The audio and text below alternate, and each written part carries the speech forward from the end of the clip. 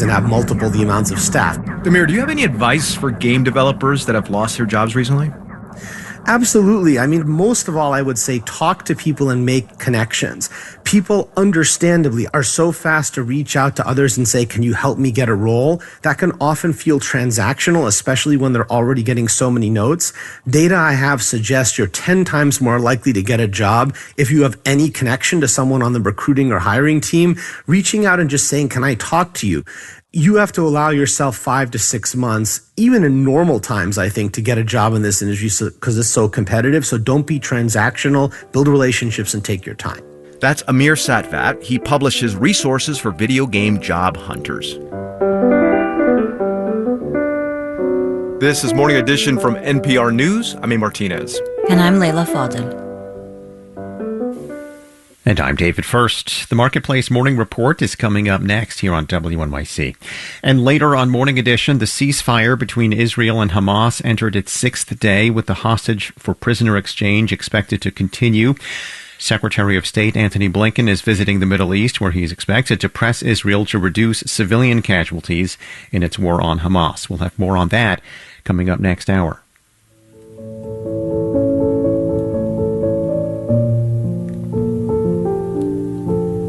It's a very cold morning in New York City, and it's going to stay pretty cold today. 28 now, just going up to 37 this afternoon with mostly sunny skies. Mostly cloudy, becoming clear overnight tonight with a low of 32 degrees.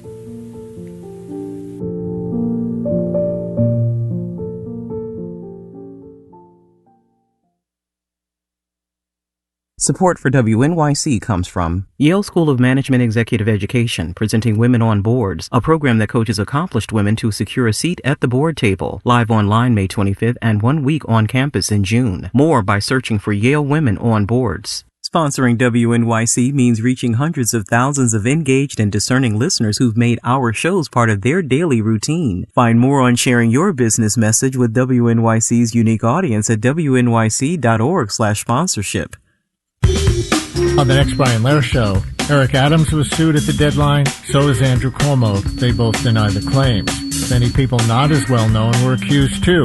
We'll look at the final days of New York State's Adult Survivors Act window and what the justice system will now try to sort out. Also, Shop Listener Day 3. Call in if you're selling holiday gifts from any brick-and-mortar store in New Jersey. The Brian Lehrer Show, weekdays at 10 a.m. on WNYC.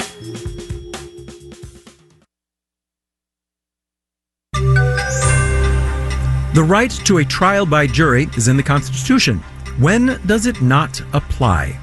Marketplace Morning Report is supported by Affinity, provider of the CRM for the private capital relationship economy. Affinity knows who has the best relationship with the right startup. Affinity.co/marketplace. From Marketplace, I'm Sabri Benishore, in for David Brancaccio. If you are charged with a major crime, you have the right to a trial by jury. But does that apply if you're charged not with committing a crime, but with breaking regulations and federal agency rules? Do you still have that right to a jury? The Securities and Exchange Commission says no, not always. A legal challenge says yes. And this is the case that is going before the Supreme Court today. Nova Safo has more. The Supreme Court is set to hear an appeal of a decade-old case in which an administrative law judge sided with the Securities and Exchange Commission and found hedge fund manager George Jarkozy had essentially lied to his clients. Jarkozy challenged the decision for, among other things, violating his right to a jury trial. Conservative and business groups are backing the challenge, and last year the Fifth Circuit Court of Appeals ruled in Jarkozy's favor.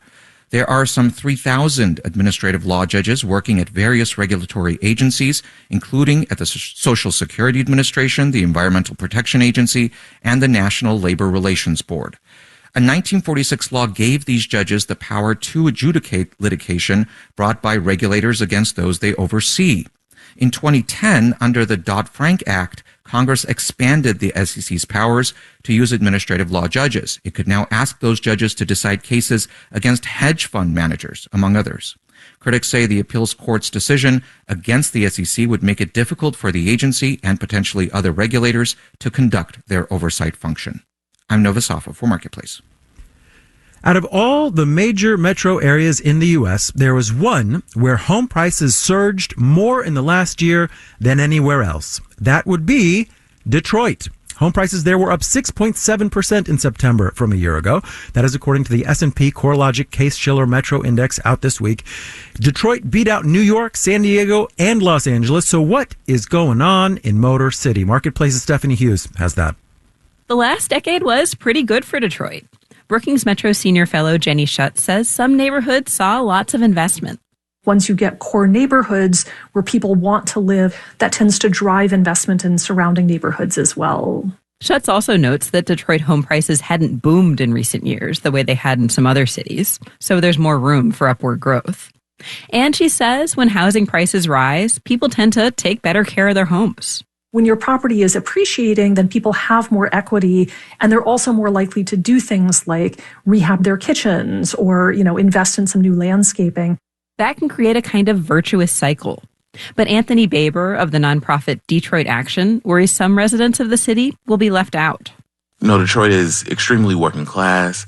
It's majority communities of color, and rising housing prices are consistently pushing your neighbors out. And so you end up with a city that's whitewashed and doesn't have the culture that's been established over a long time.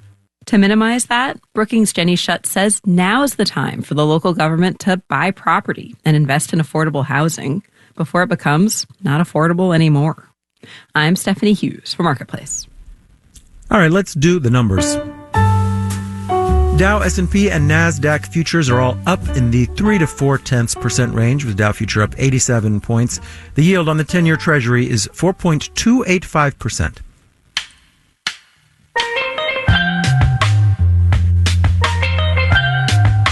Marketplace Morning Report is supported by Palo Alto Networks. Palo Alto Networks delivers comprehensive cybersecurity protection while automating cyber defense to stop threats so organizations can thrive. Learn more at paloaltonetworks.com. And by How We Survive. Climate change is dire, but it does not have to be world-ending. Tune in to the new season of How We Survive from Marketplace. Tomorrow will mark 1 year since ChatGPT was released to the public, captivating people worldwide with its power and human-like feel, and triggering an unsettling feeling that it is only a matter of time before we are all replaced by the bots. Marketplace's Megan McCarty-Carino has more on what has actually changed in the world of work in the past year and how it bodes for the future.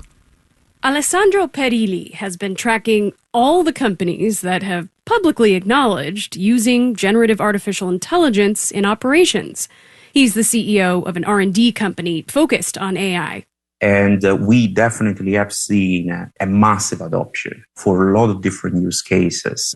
He says his list is now 120 long. It includes financial institutions like JP Morgan, which uses AI to analyze statements by the Federal Reserve, and education companies like the Khan Academy, which is using AI-generated lesson plans. And it turns out, in some cases, humans and AI work well together. This is a real game changer. Eric Brynjolfsson at Stanford's Digital Economy Lab is a co-author of a working paper that looks at how human customer service agents used chatbot suggestions to make them better at their jobs. There was higher customer satisfaction. The agents working with it were less likely to quit. He says it's an example of how the tool can make human workers more productive rather than replacing them entirely. And that's a common theme, says Shaked Noy, a PhD student in economics at MIT, who studied white-collar workers using a chatbot for writing tasks. Emails, writing short marketing press releases, short reports, things like that.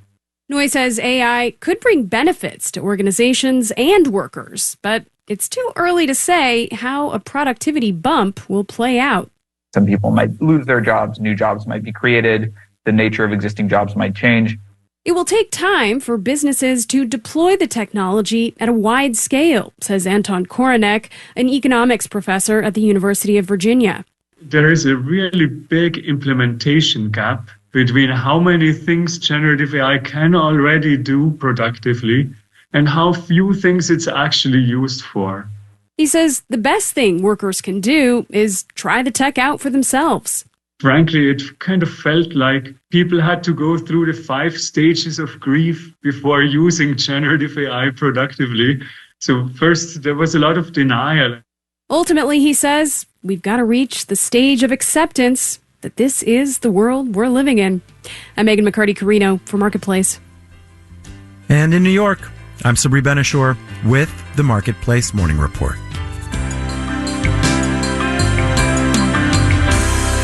From 8 p.m., American Public Media.